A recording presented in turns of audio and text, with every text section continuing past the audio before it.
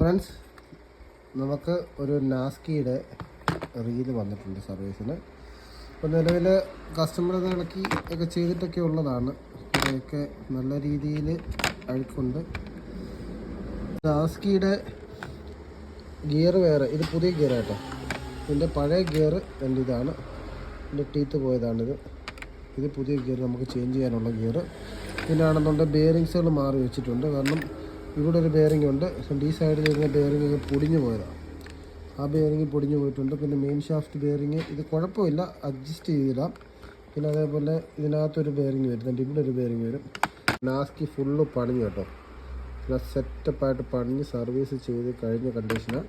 ഇതിൻ്റെ gear change ചെയ്തു. എൻ്റെ ഗിയറിൻ്റെ എൻ്റെ ഈ ടീത്ത് ഉണ്ടോ, ഈ ടീത്തായിരുന്നു പോയത്. ഗിയർ ചേഞ്ച് ചെയ്തു. ഇതിനകത്ത് ബാക്കി കുറേ ബെയറിങ്സുകൾ പൊടിഞ്ഞു പോയതാണ്. എല്ലാ ബെയറിങ്ങുകളും പൊടിഞ്ഞു പോയിട്ടുണ്ട്.